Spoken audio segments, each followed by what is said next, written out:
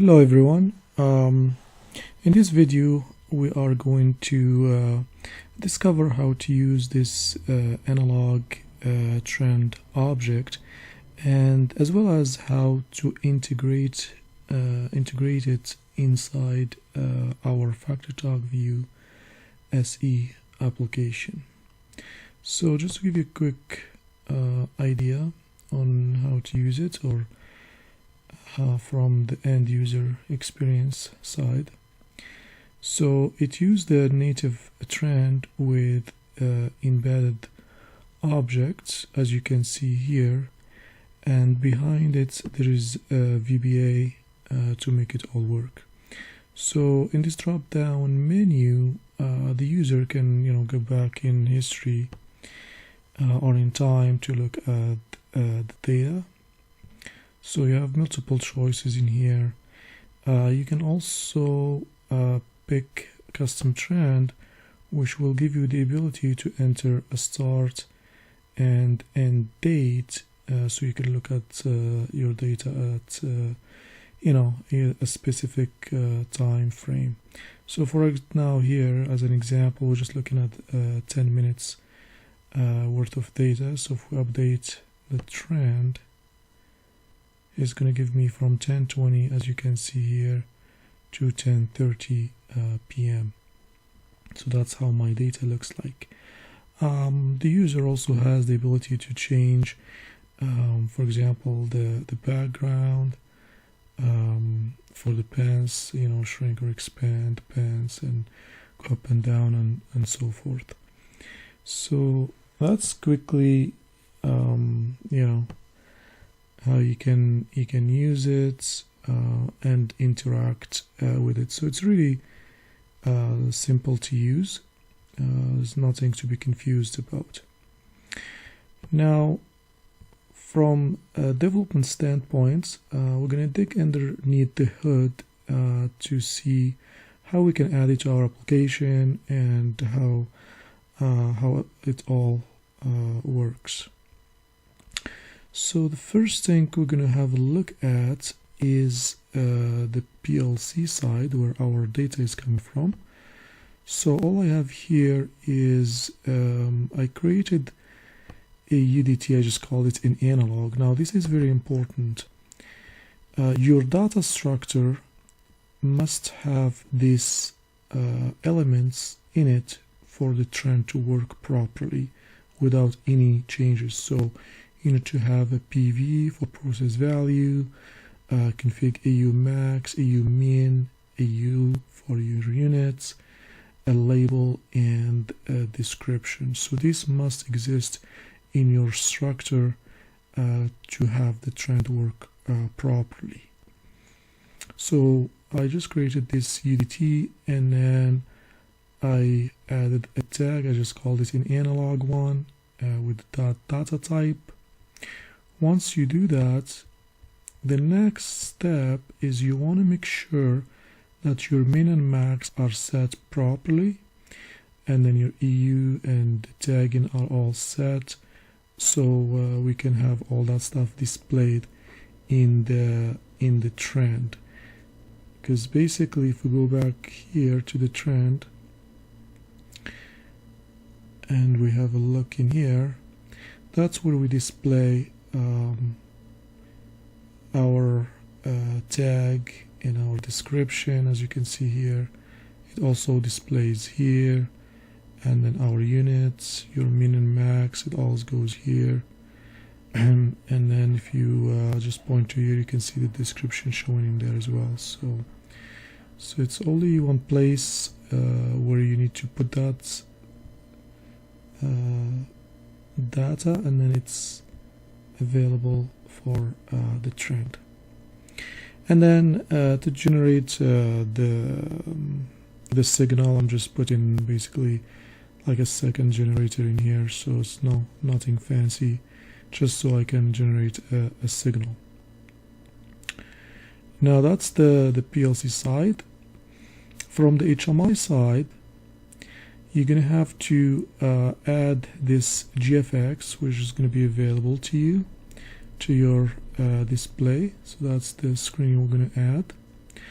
You also want to add this template, so you just right click on here and then add component, and then you're going to add it in here.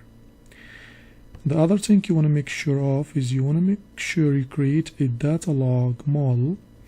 I called it here data log, and I'm going to show you where that has been used, so you can use whatever name you want.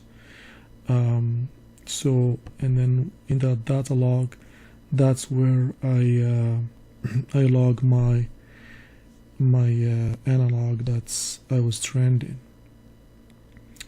So just open in here, taking a couple seconds. So I just basically have my analog.pv right there, and I'm logging that.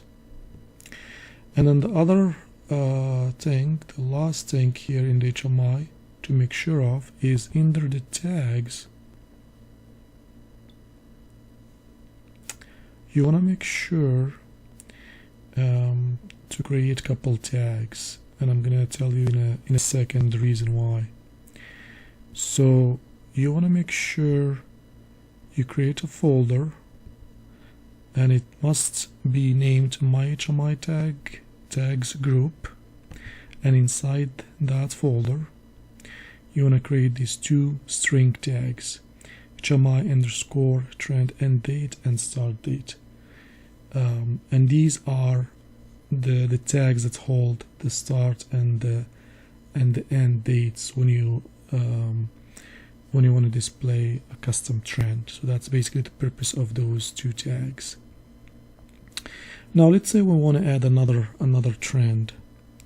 So in this button here, what I'm doing is I'm just passing the analog tag that's in my PLC, as well as the name of the data log model I created. So that's my second parameter to this display, which is my P trend. You're gonna notice here this tiger. So this P trend is actually part of a library called Tiger that I'm gonna be talking about in different videos. So once you create this, then you're good to go. So let's say we want to add a second trend for a second analog. So all I have to do is I'm going to copy and paste this, and I'm going to call this analog 2. So I'm just going to change it here, and I'm going to change it here. Okay. So the HMI is ready to go. So I'm going to save this, and now in the PLC I'm going to create a second tag in here. So I'm going to call it analog 2, and the data type is going to be analog.